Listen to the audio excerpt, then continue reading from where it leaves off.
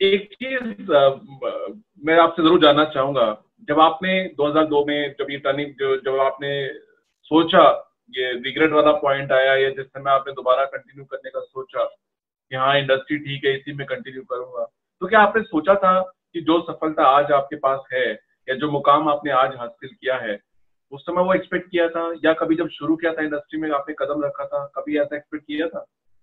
हाँ देखिए, जब मैं इस बिजनेस के अंदर आया ना, तो मैं क्या देखता था कि इंटरनेट पे जाके ना मैं देखता था कि डायरेक्ट सेलिंग में लोग कितना पैसा कमा रहे हैं।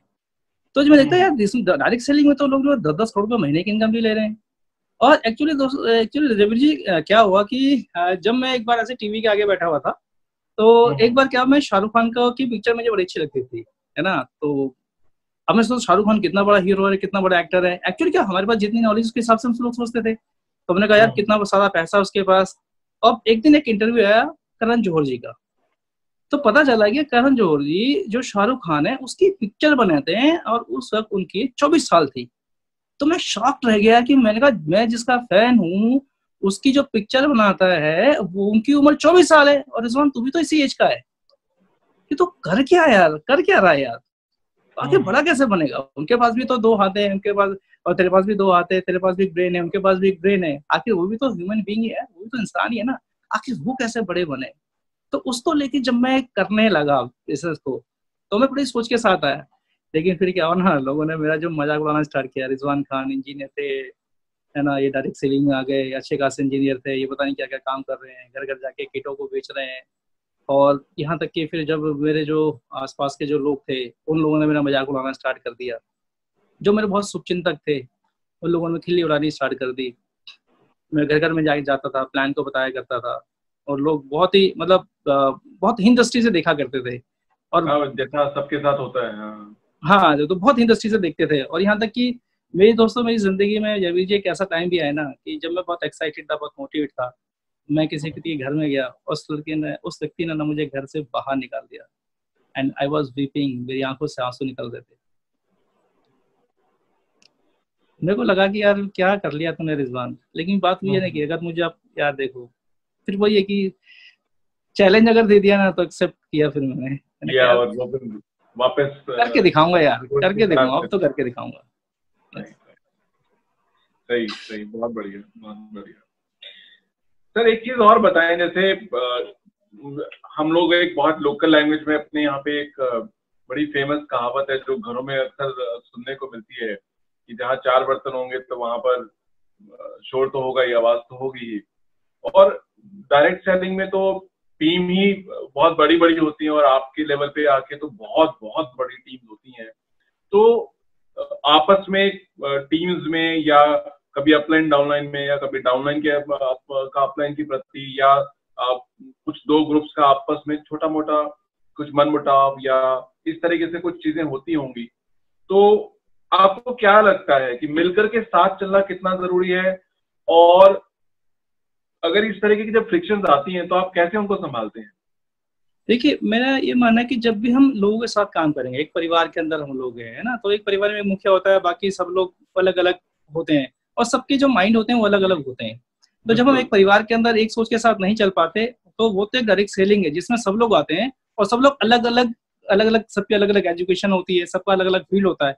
तो सब लोग अलग अलग एरिया से सब लोग आते हैं, तो सबकी सोच अलग अलग होती है। तो अगर सबकी सोच एक जैसी करनी है, अगर सबकी सोच एक जैसी करनी है, तो इसमें थोड़ा सा वक्त लगता है। क्यों? क्योंकि आपको अगर लोगों को, टीम को साथ लेके चलना है, तो टीम में ही फ्रिक्शंस आएंगे।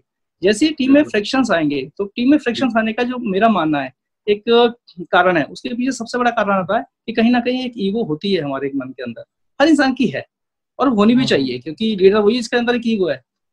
तो लेकिन ईगो पॉजिटिव ईगो होनी पॉसिबल, मतलब जो ईगो का होना है वो पॉजिटिविटी की तरफ जाए, वो पॉजिटिविटी देखे उस ईगो से, वो उसको रेस्ट्रिक्टिव मतलब उसको खराब ना करे वो। तो मेरा जो मानना है कि जब ऐसी फ्रिक्शंस टीम में आते हैं, और ये आते हैं, और यही जब फ्रिक्शंस आते हैं तभी टीमें हमें सिखाती है। एक्चुअली अगर बिजनेस बढ़ रहा हो, हमारा बिजनेस जब बढ़ता तब हमें नहीं सिखाता, जब बिजनेस या तो कांस्टेंट हो जाए या गिर जाए, तब वो बिजनेस हमें सिखाता है।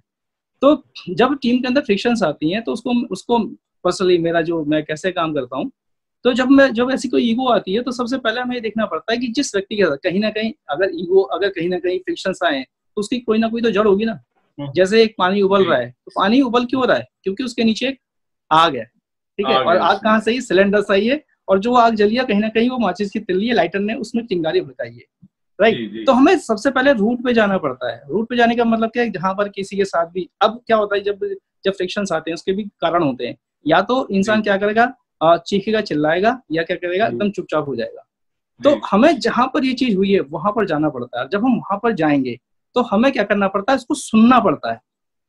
कई बार क्या होता है कि इंसान ईगो के आगे क्या करता है, वो किसी दूसरे इंसान की सुनता ही नहीं है। अगर हम ज्यादातर देखें, ह्यूमन नेचर है, क्या नेचर है कि इंसान अपने को सुनाना चाहता है। हम डॉक्टर के पास भी इसलिए जाते हैं क्योंकि डॉक्टर हमें सुनता है। तो जब हम, बहुत बड़ा हमारा विजन है, बहुत बड़ी हमारी सोच है, तो हमें क्या करना पड़ेगा? उस व्यक्ति तक जाना पड़ेगा और उसको सुनना पड़ेगा। सुनने का मतलब क्या है? प्रिटेंड नहीं करना, सुनने का नाटक नहीं करना। हमें क्या करना? उसको ध्यान से सुनना है। मतलब हमें क्या करना है? उसके जूते के अंदर अपना पैर डालकर देखना है कि कंकड़ कहाँ पर है, चुभन कहाँ पर हो रही है, कहीं दर्द तो नहीं है। उस दर्द को महसूस करना है। जब हम उसको रेमेडी देंगे ना, तो फ्रिक्शंस अपने आप धीरे धीरे दूर होने शुरू हो जाते हैं। लेकिन सुनना बहुत जरूरी है, सुनना बहुत जरूरी है, क्योंकि जो व्यक्ति आपकी टीम के अंदर आया तो बढ़ना तो चाहता ही है, तो आगे तो बढ़ना ही चाहता है। तो कहीं ना कहीं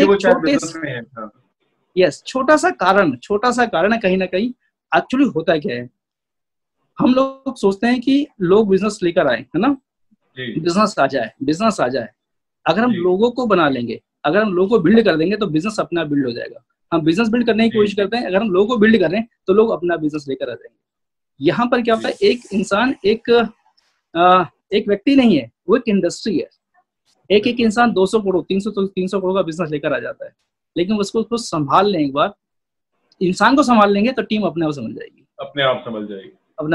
ये बहुत बढ़िया आपने कहा कि अगर हम इंसान को संभाल लेंगे, लोगों को संभाल लेंगे तो टीम, बिजनेस अपने आप संभल जाएगा। बहुत बढ़िया, बहुत बढ़िया। ये मेरे लिए भी एक पथ मानेंगे तो बिजनेस अपने आप संभल जाएगा। बहुत बढ़िया।